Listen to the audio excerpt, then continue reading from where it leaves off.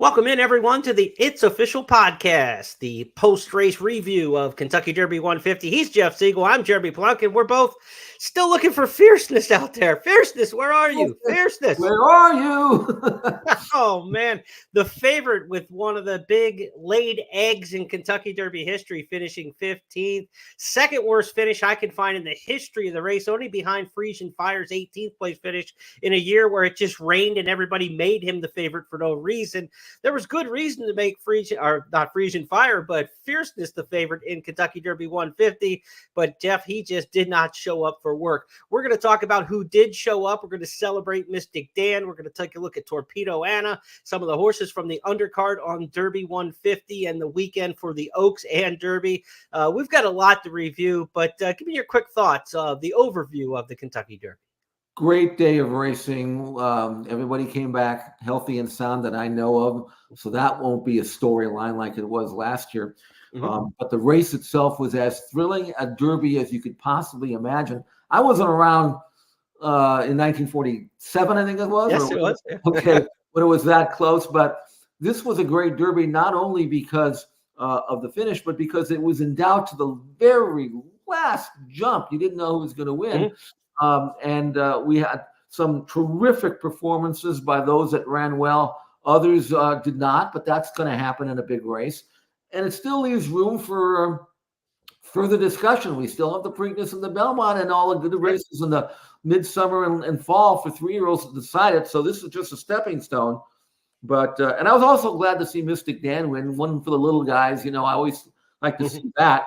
You can't buy the Derby. You got to go out and get a little lucky and do the right thing. And Mystic Dan had a very appropriate campaign leading up to the race.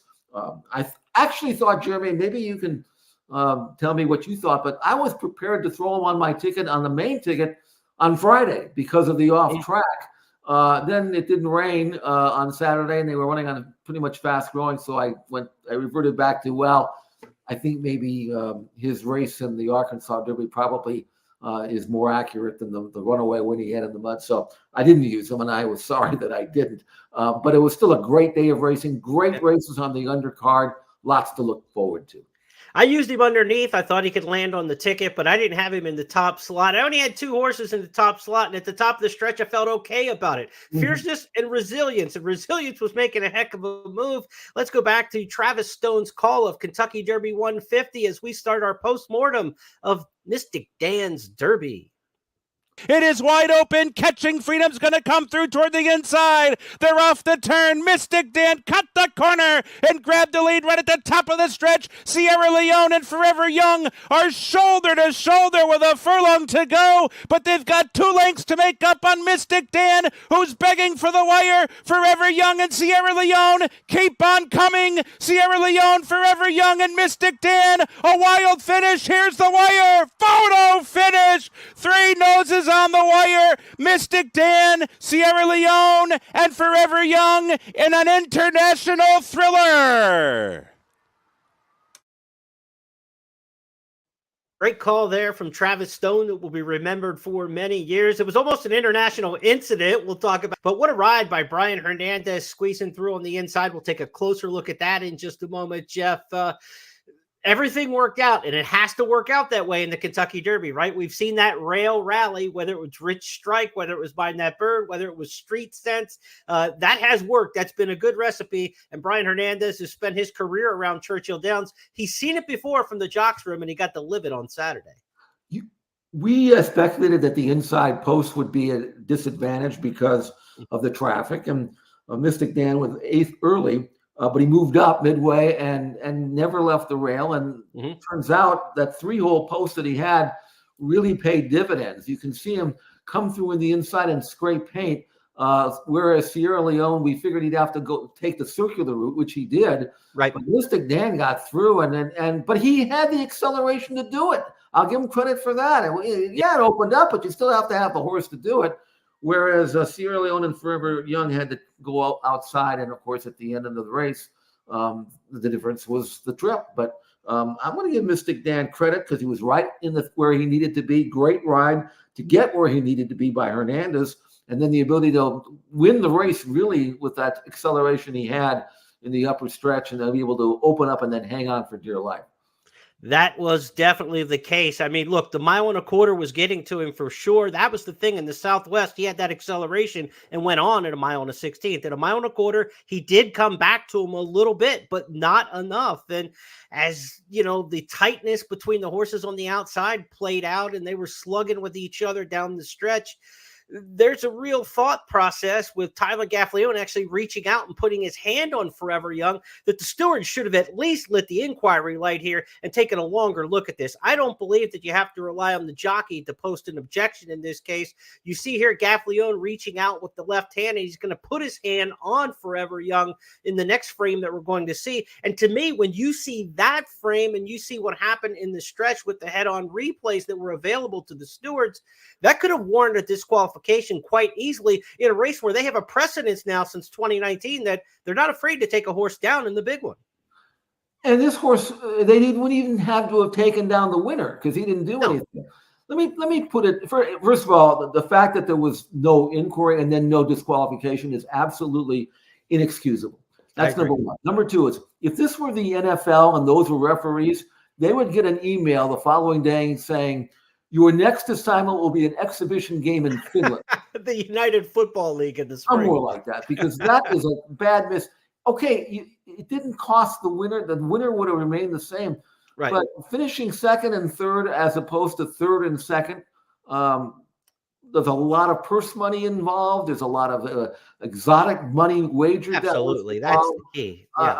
And it's just a blunder beyond imagination as far as I'm concerned. And I just don't know how they could be that bad, but we've seen it before and we'll see it again, I'm sure.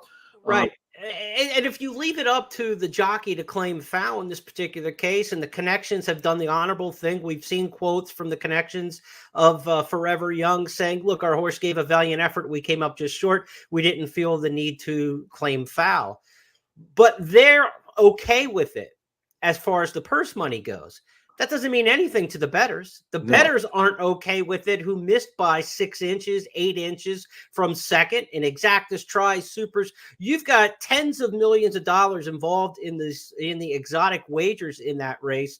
Who's protecting them? I mean, the jockey's protecting the owner's protecting their own financial interests, but who's protecting the betting public? That's what the stewards are there for. So it's inexcusable to me that they don't make a move in this particular case. If you're going to disqualify Maximum Security for fouling the 17th place horse on the far turn, 2.5 furlongs from the wire, how can they say that this did not impact the result of the race? That was an actual quote from the steward's statement that the incident they reviewed did not affect the outcome of the race.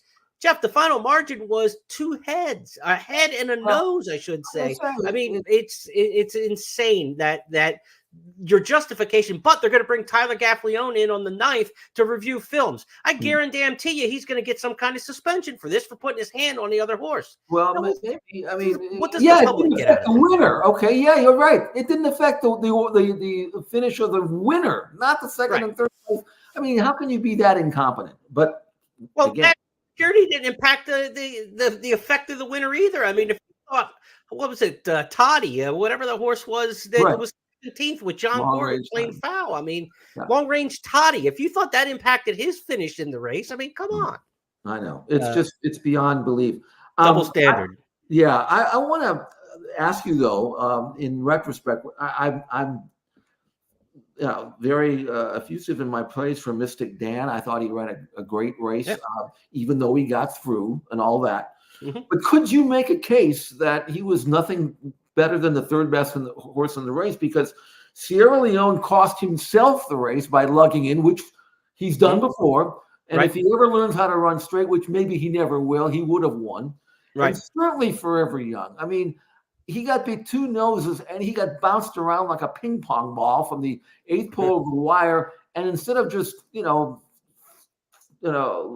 falling back or he took the hit and was relentless. I mean, how much quality and how much class this horse has to stay right to his task despite being bumped sideways. I mean, I don't know. I mean, You could always make that argument that somebody in defeat was better than the winner, but at some point you have to say the winner won, right? And so I give all the plaudits to the winner in this particular case. I feel bad for the runners up and the third place finishers who ran well and had some, issues as well. But look, this was not an easy move to get through on the inside. We're going to take a look at it in just a minute, a little bit closer. But to get inside Track Phantom and Joel Rosario there at the quarter pole was a big time move. And it takes a big time horse to get through that hole. And Brian Hernandez with the guts to go through there. You've got to have the animal who's going to get you up through there, because the horse behind him, Catching Freedom, didn't do the same thing behind him. So if he's on Catching Freedom, he doesn't get through that hole, but he was on the right horse. So that's a credit to having that push button ability.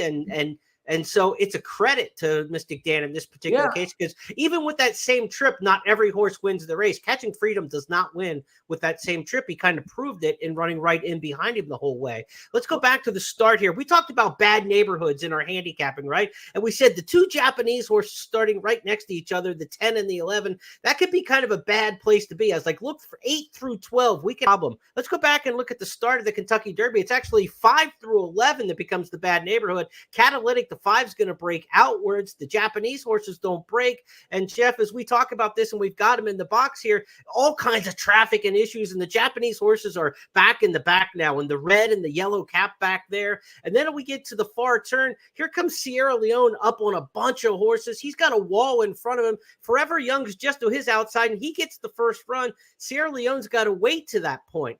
And now we get to the hook in the corner here, and this is where Mystic Dan has the winning move in the race. Not every horse gets through right there, and as they straighten out for home, he then slingshots to the front, and we put our shadow to the outside here, where these two horses are just going to arm wrestle down the stretch with Forever Young and Sierra Leone all over each other again.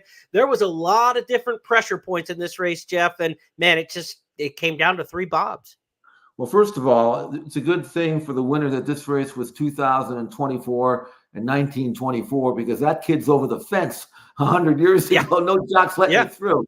Second of all, I mean, Forever Young had Sierra Leone leaning on him. Can you imagine if there had been nobody outside of him and the jock could have ridden him straight?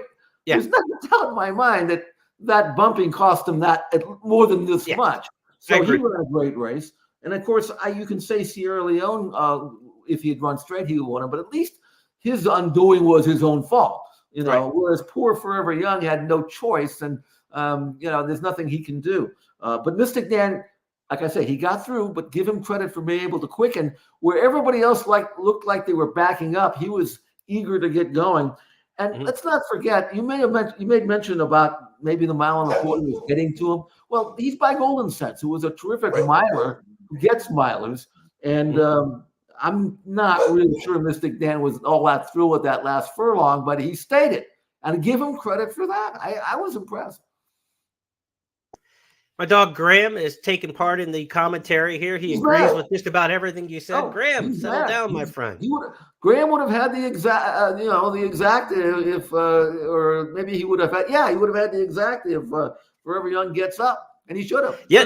Yesterday was dog days at Citizens Bank Park with the Phillies. There were dogs in the crowd. He was watching the game with me and barking at the dogs on TV. So maybe he thinks there's dogs in our Derby recap here. But look, one other point here about Sierra Leone. Let's get back to him for just a moment. We talked about, if he ever puts it together and runs straight.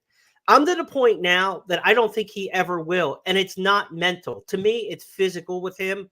He paddles with that front left. We know he's inefficient on that side. Just think of your own self and think of the logic of lead changes and things like that. He's obviously stronger on his right side because he's more efficient on that side. He's hitting the ground the right way on the right side. He's not hitting the ground with the same efficiency and strength on the left side, on that front left when he lands. And every race he runs, he does the same thing leaning in. And you say, he was bumped by the other horse and he was responding back to it. Well, what was the deal in the Remsen Stakes? Let's go back to this one. This is a good split photo. On the right is the Kentucky Derby. On the left is the Remsen Stakes. Different jockey even. Jose Ortiz in the black silks here on Sierra Leone's got the left ham hock out there trying to push off Dornoch and keep the horse off of him because you see he is leaning completely in. The same thing going on the right-hand side where you've got Gaff Leone trying to extend the left hand. The frames aren't exactly matched up in this particular case. They're going to get closer actually in the Derby than just the still photo shows you. And he has to do the same thing. Different riders, different scenario, different distances, one with blinkers, one without blinkers. Chad's tried different things with him, right? Blinkers were on in the Derby, and he did the same thing again. I think at some point you have to say it's physical with this horse, and this is why he kind of comes inward when he runs through the stretch in his races. Whether he gets tired in the lead on the, his outside is just too much stronger than the inside late in races. Whatever the case is, physically, whatever the physics are behind it, he is coming in, I think, regardless of the situation. And he just better hope that there's nobody inside of him. And he even did it like in the Risen Star when he won. He got past the field and then started coming in. There just happened to not be anybody there. I think if he gets set with the same situation, he'll do the exact same thing again. Chad Brown has been aware of this, and he's had 6 months to correct it. Obviously, he's tried, I would imagine, in the morning. If nothing works, nothing works by now. It's not just going to work. Right. And I don't know what the issue is with Mystic Dan is, other than you just have to keep him wide, or as wide maybe as you can have him. I mean, because if he's going to be leaning on horses, eventually they're going to find stewards who are going to take him down. I agree. That's what's going to be tough with him, because he's not a kind of horse who's putting other horses away, right? He doesn't win his races by 5 lengths in open daylight. So he's going to be back in this situation probably again. One last thing about Derby, or two things quickly. You talked about T.O. Password. He probably had the worst trip of anybody in this year's Kentucky Derby from the start. He had to yank up in a couple different situations during the running of the race. Jockey dropped the stick over the last 1/8 of a mile or so. T.O. Password still ran a very credible race in the Kentucky Derby. As we look at the rundown top to bottom, T.O. Password 5th, beaten 6.5 lengths in this particular spot, with Forever Young, the other horse from Japan, running a good 3rd. Japanese horses, 2 out of the top 3, Jeff. You have to be excited about them coming back here for the Breeders' Cup at Del Mar.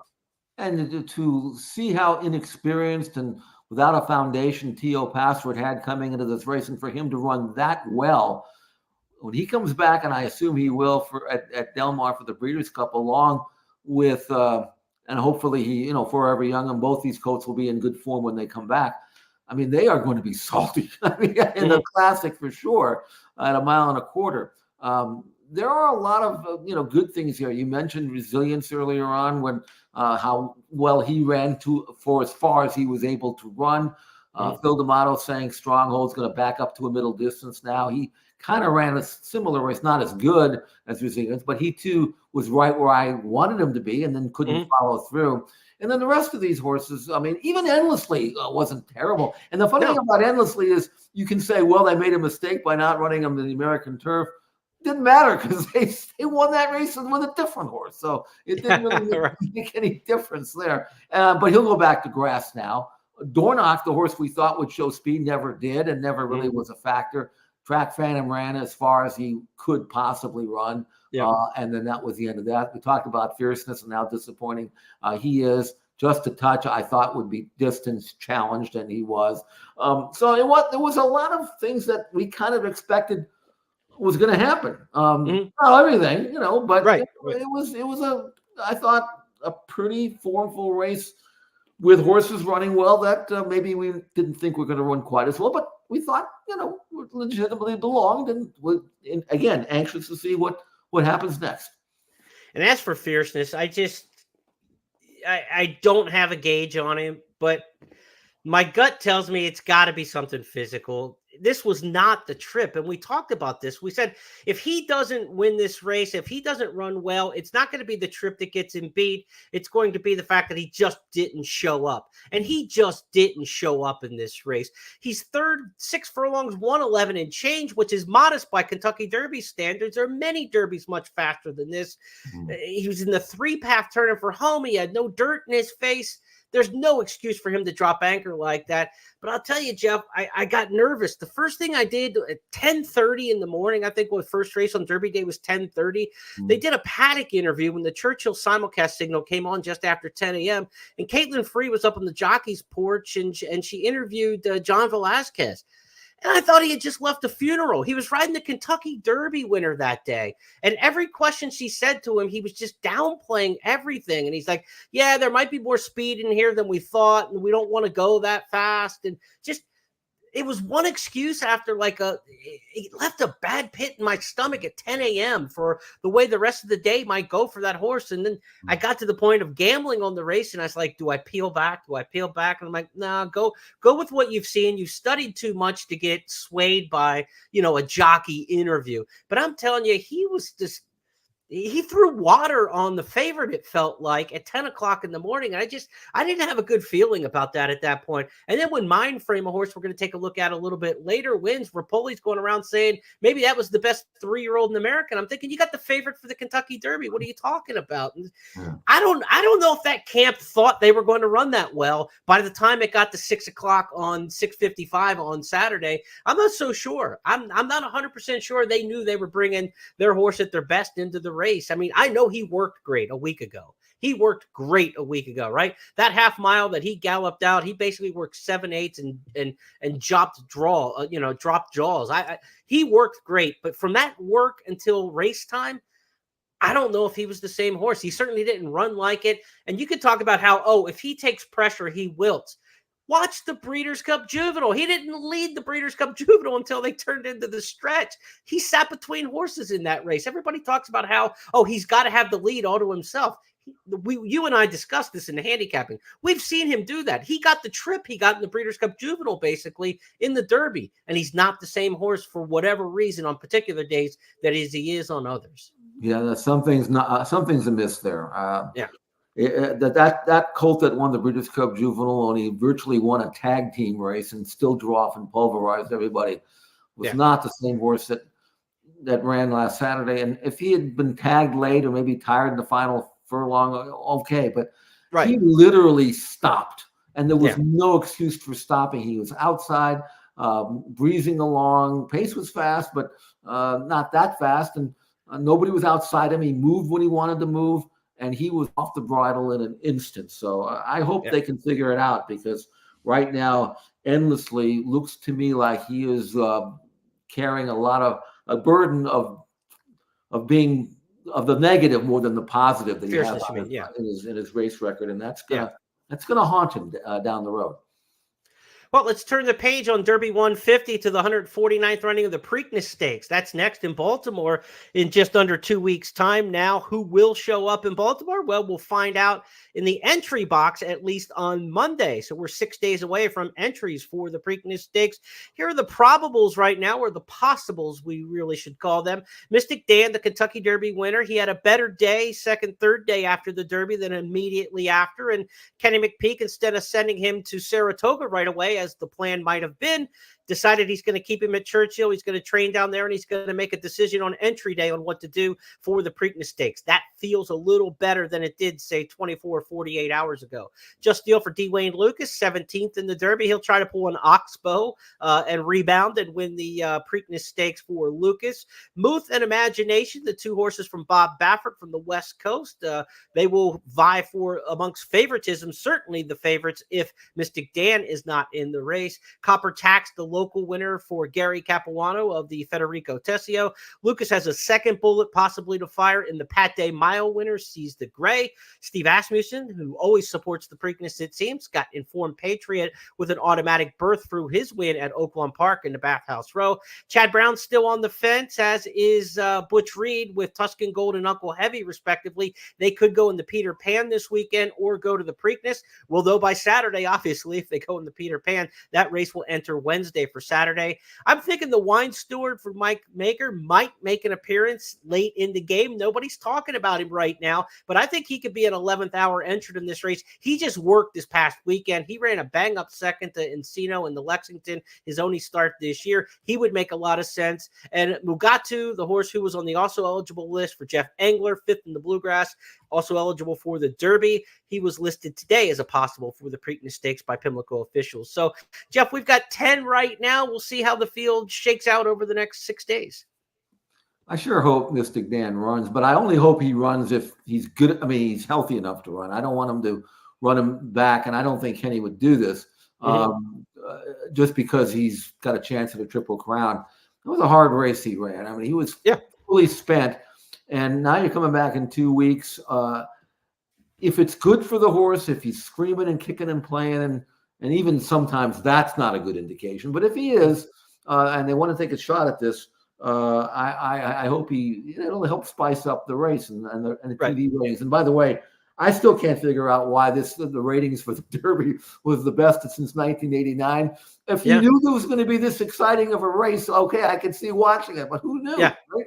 But anyway, but I'd like to see Mystic Dan in the race because, but on the other hand, you're giving away this. Number one, you're running back in 2 weeks after a hard race. Number two, you're running against a horse that kind of kicked your behind in the in the Arkansas Derby. So I wouldn't really be, I wouldn't question whether they keep him in the barn, especially the way Muth has been training. You can see him on the inside over the weekend with a very nice horse named Imagination who was nosed out in the Santa Anita Derby.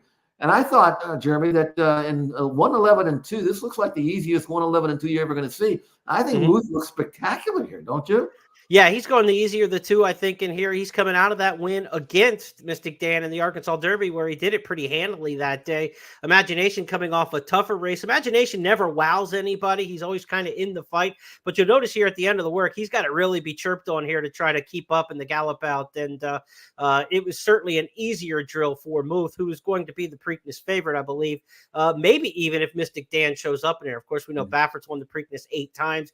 He's going to get bet in Baltimore. That just seems to be the thing. If you look at the Preakness future wager bet, which closed this past weekend for pool number 2, Muth was the 7-2 morning line favorite. This pool closed about an hour before the Kentucky Derby. So Mystic Dan at 45-1, you're feeling very good about that if you're having this horse in terms of Preakness future wager, because he's probably 5-2 or so in the Preakness Stakes. Even if Muth is in there, he's probably a clear-cut second choice, maybe vies for favoritism off the Kentucky Derby win. So you got a good price in that particular spot. Tuscan Gold at 17-1, I think will be shorter than that. Imagination would be shorter than that. So you got good value in that Preakness future wager if you did get involved. And certainly, 7-2 on Muth's probably going to look pretty good at post time as well. You still got to get by another 2 weeks. Of course, there was the gamble in that you make the race in playing that horse for the futures. But if Mystic Dan doesn't show up, Muth could be 6-5, 7-5 in the Preakness Stakes,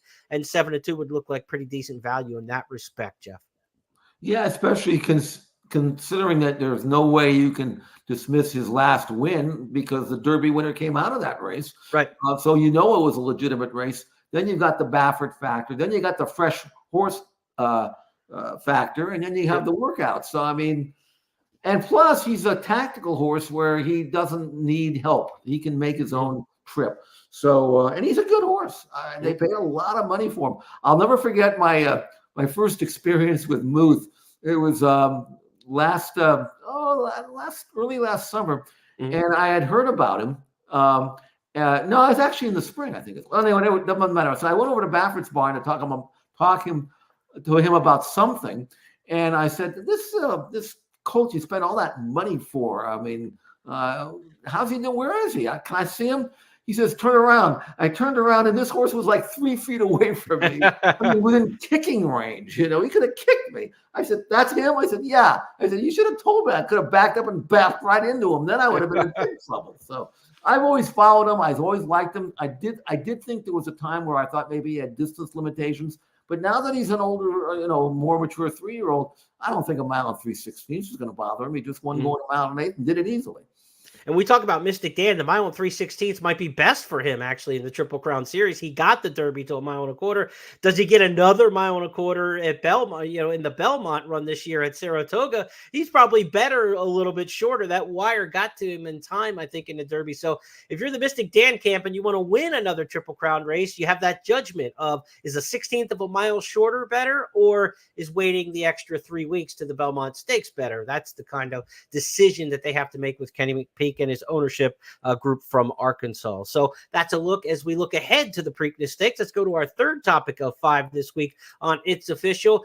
We want to find somebody else in this 3-year-old crop. If it's not the horses from the Preakness, it's not the horses from the Derby, who might be waiting in the wings. And we already mentioned his name once. He won on the undercard on Saturday in a race 3 allowance for the Rapoli Silks and Todd Pletcher. It was a horse named Mindframe, now 2 for 2. By the quarter pole in control. Higgins' boat is set down for the drive, but Mindframe is too, and Mindframe with an instant response kicks away by 4 and now by 5 past the final furlong marker. Mindframe, high gear for the final furlong. Cornishman's trying to run up into second inside of Higgins' boat, but it is all Mindframe and a masterful front-running ride from Murad Ortiz Jr. Cornishman did get second. Higgins' boat was third. Anthem King fourth. It's not the Rapoli Silks there. Those were the Viola Silks, Vinny Viola and Company of St. Elias Stable, the co-owners with Rapoli on Mindframe. Jeff, they're already talking potentially Belmont Stakes with this horse off these 2 victories. Why not? I mean, 2 for 2. He came his last 5/16 in this race in 30 flat. That's a bunch of sixes put together. And he did it literally geared down. There was no gallop out there because he was already geared down to a walk at the wire. He could have gone much faster, I'm sure. But tactical speed, proven around distance by a constitution, certainly bred to run 1.25 miles. Fresh, improving, incredibly gifted. That's a serious racehorse. And it couldn't have come soon enough, I think, for Rapoli after his disappointment with his Derby favorite. This colt can pick up the chase now and maybe represent the stable. And maybe he's actually, who knows, better. He could be.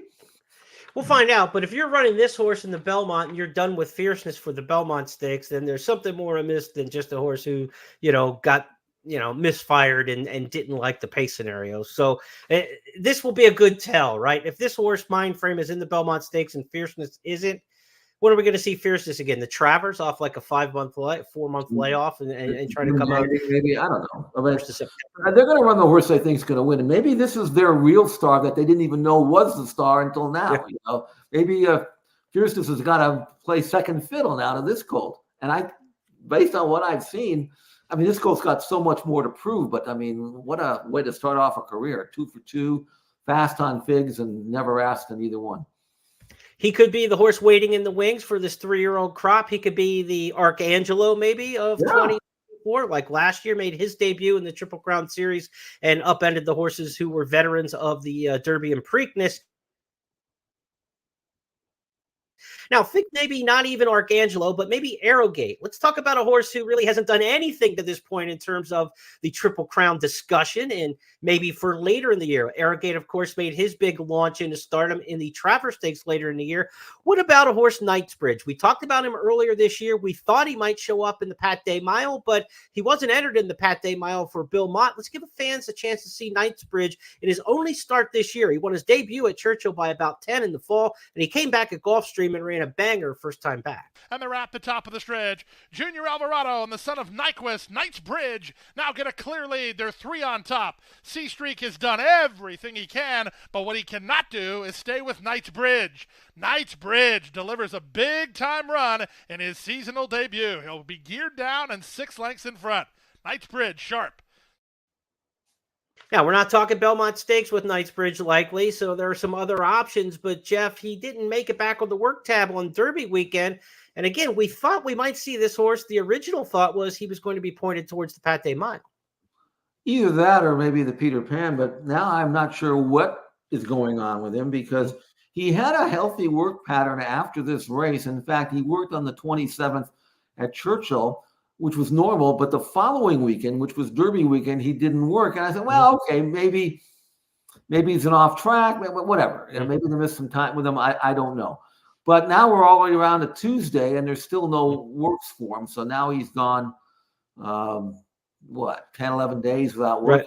Right. And, that's not a good sign. I mean, you can't keep starting and stopping on these horses, pretending there's nothing wrong. I don't know what his issues are, but Lamont and Godolphin have themselves a running son of a gun here with this colt who is by Nyquist and out of a mare by Bernardini. I mean, he's supposed to be among the very best in his crop. He's on his first 2 races. I hope he's okay. I hope he's fine because we need him in the division. He'd be a great horse to have in some of these midsummer and late early fall races for 3-year-olds.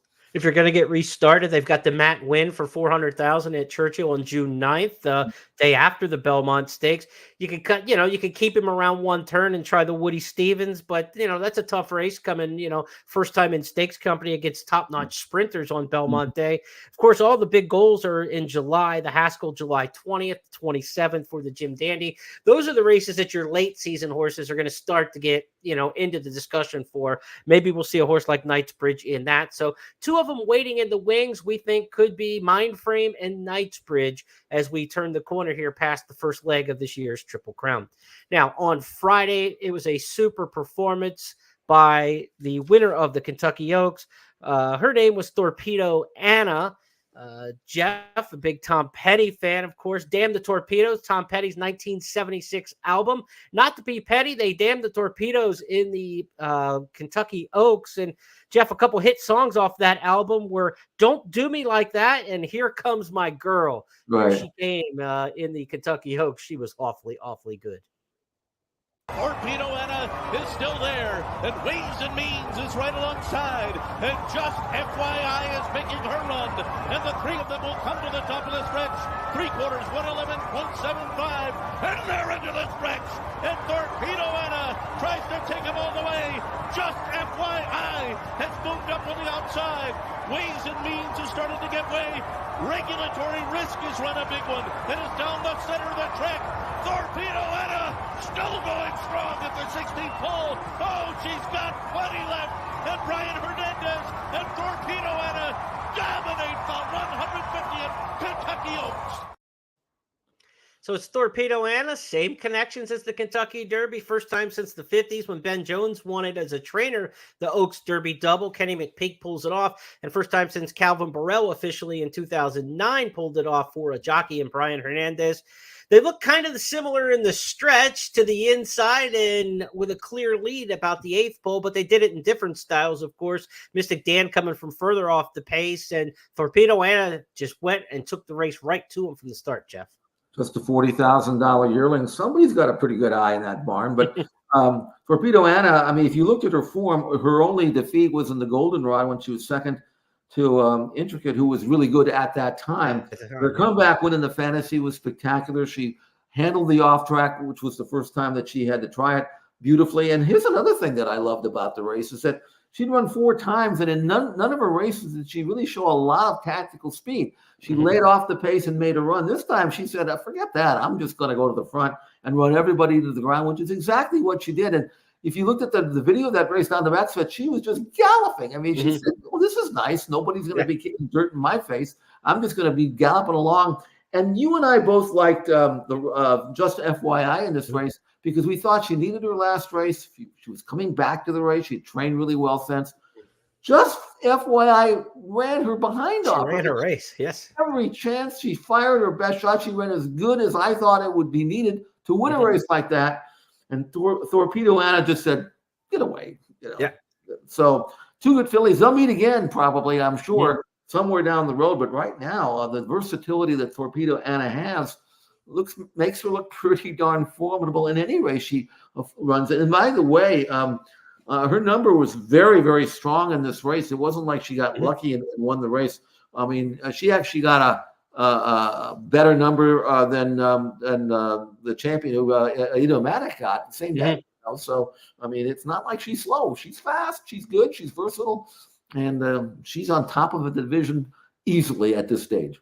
Yeah, boy. I mean, she took the best shot that Just FYI had. She gave her best shot and sloughed it off. A really fantastic performance. We'll probably see these fillies all again at Saratoga when you look at the connections involved there with McPeak, Mott, Chad Brown running 3-4 in this spot. This looks like Saratoga kind of showdown for the Alabama races like that this summer where we'll get to see these 3-year-old fillies again. Maybe Cotillion at Parks Labor Day weekend or into September, a shot there to see them match up again on the East Coast. So Should be a fabulous run through these 3-year-old filly races here. There was some quick talk about Torpedo Anna potentially running back in the Preakness. That lasted 24 hours until McPeak had another horse potentially for the Preakness named Mystic Dan. So necessity is the mother of invention when it comes to which race am I running in. And we've talked about that many times. A lot of times, like Mind Frame and Fierceness, right? Which one's going to go in the Belmont? Well, let's see which one's eligible to play today and which one is ready to run. And that's kind of a lot of times how these determinations are made. So great effort. Damn the torpedoes. It was Torpedo Anna. She's named for a relative of one of the owners. Her name was Anna Thorpe, who's a swimmer, of course. Ian Thorpe, the Australian swimmer, the Torpedo, known for that. This is the second time now in my memory that a Kentucky Oaks winner was named for a young lady who was pretty good at sports, Torpedo Anna. Then Catherine Sophia, she was named for the niece of Chuck Zachney, who owned Catherine Sophia, who was a soccer player, I believe, at Rider University or Widener, one of those East Coast soccer schools. So the little history there. So moral of the story is that you want to win the Kentucky Oaks, name the filly after a good athlete, young lady somewhere in your family. You're too young to remember Chris Everett. Back in the early 70s, but she was pretty good too in her division. And yes, she just to digress just a bit, she came out and ran in a match race out here at Hollywood Park. Again, it's a filly named Miss Musket, who was all the rage out here. And I think the margin of victory was Chris Everett by 50, literally, in that race. But Chris Everett was out there for that race, as was Jimmy Connors, who was the boyfriend at the time. That was almost the margin of defeat for Fierceness. I'm still not over it in the Kentucky Derby. Let's go to our fifth topic on the board. And as we do most weeks here on It's Official, we're looking for stars. So tomorrow, we tweaked this a little bit about a month or so ago when Overcharged, the star filly on the turf sprint scene in Louisiana, we said she is a star of tomorrow because she's going to show up on a big stage somewhere soon, and we're going to all know who she is. She got that bid on Oaks Day and ran another cracker on national TV. It was great to see that for Overcharged. Well, here's another veteran who's due for a spot on the big stage. His name is Next, and on the Thursday card at Churchill Downs, he won the Isaac Murphy. Quarter mile to go. Next to catch the lead is 5 off the turn. Next comes wide off the turn, but is in control. 3/16 remaining. Di Vernon comes through between horses. Mask Parade down the center. Classic Causeway gives way. Red Run is there, but up top it is all Next, who's cleared by a dozen lengths with a 16th to go. Geared down on the return trip for Next. All right, Jeff, let's give him his stage, right? I mean, he's got to get a chance in one of these big races somewhere down the line. Trainer Cowens has got him just punching out these marathon races, but let's see him against the big boys sometime. I'd like to see it. Now, maybe if I were the owner, and I know this is a gelding, and my goal is to have him be doing this for the next 5 years, I wouldn't get too creative. But this is a horse who won this race by 11 1/4 lengths. He'd won his previous race by 25 lengths. He's taken his last 3 starts by a combined 48 lengths. Whew. I mean, he is, and he's a good horse. He's won 10 out of 20, but again, not since he's joined this barn has he really gotten this good. He's won 6 out of his last 7. Mm-hmm. And if you think, well, being a marathoner is one thing, but to drop back and run a middle distance against the best horses in the older handicap division is another. Well, it is. Yeah. But Next, you may remember as a 3-year-old, he won a stakes race at Churchill against 3-year-olds, went on a mile in 1:35 flat. So it's not like he's slow. It's not like he hasn't done a middle distance before. And the way he's been winning and doing it with so much ease, man, I'd like to see him drop. I would like to see, as a fan, not as an owner, but as a fan, to drop back and maybe run in a race like the Whitney or one of those kind of races. And he's a gray horse. He's a flashy horse. He's got a great record. I mean, he'd be a really popular horse. He'd be popular, yeah. If anybody knew he existed. Yeah. That's what we're looking for here. So in our star of tomorrow, we're trying to get him out on the stage.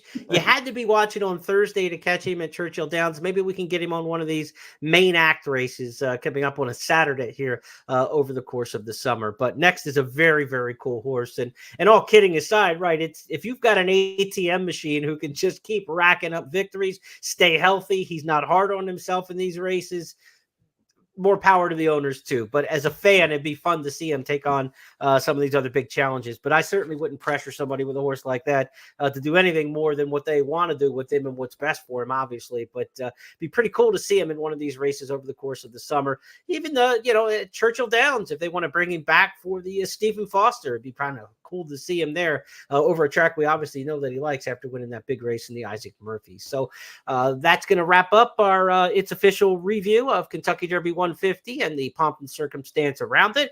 Dan's Derby, we talked about all the different aspects of Mystic Dan's victory in Kentucky Derby 150. Hats off to Brian Hernandez, Kenny McPeak, and all the connections of this year's Derby winner. On to the Preakness next, where maybe 9-10 horses right now are kind of on the cusp of making up the field. We'll see how that shakes out by the time entries come around. We got a chance to see Muth's work out in company with fellow Preakness entry mate Imagination. Of course, there'll be separate betting interest in there, but both expected to enter the Preakness for Baffert.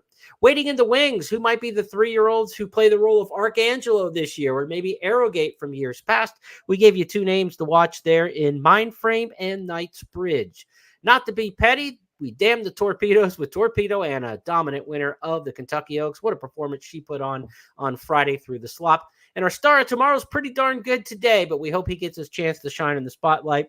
That being the Isaac Murphy Stakes winner next at Churchill Downs on Thursday. These 5 topics are now official because Jeff Siegel and I said so. That's the way we play the game. And each week we take 5 more topics and put them on the board. Next week, it'll be a Preakness preview type edition of the It's Official podcast, as we will know the entries for Preakness 149 by the time we reconvene next Tuesday, Jeff. They'll draw the Preakness Stakes on Monday night in a ceremony. The full card for Black Eyed Susan Day will be drawn on Sunday, and then the full Preakness Day card will be drawn on Monday next week. So we'll know all the players for the middle jewel when we come back here next week.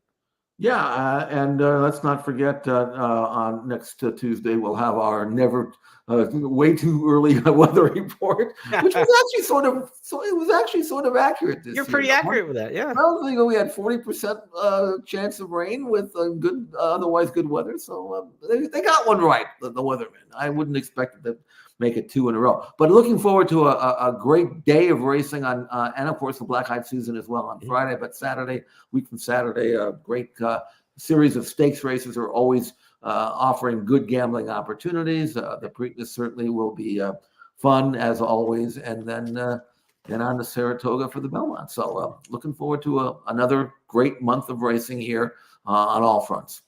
Thanks to everybody who tuned in Kentucky Derby Week. We had our best numbers ever on the podcast that we do, Jeff and I, and across the first channel. So thanks so much for all the viewership. Be sure to like and share this out on your channels with others and help us continue to grow the audience. Jeff and I will be back on Friday with our First Call Handicapping podcast, where on Friday we'll look at 8 stakes races over the course of this weekend. Peter Pan, a potential Belmont Stakes prep coming up Saturday from Aqueduct. So we will talk about the Peter Pan and also the 2 big races with Royal Ascot implications, the Royal Palm Juvenile and Royal Palm Juvenile fillies this weekend at Gulfstream Park, where last year's winner for George Weaver went over to Royal Ascot and took the big crown there as well. So we'll talk about those 2-year-old races. We'll talk about the Peter Pan and 5 other stakes races, I'm sure, mixed in throughout the course of the country on Friday's podcast, First Call. So on behalf of Jeff Siegel and myself, Jeremy Plonk, and everybody with First, hope you had a great Kentucky Derby. We look forward to talking Preakness with you when we reconvene next Tuesday. Take care, everybody.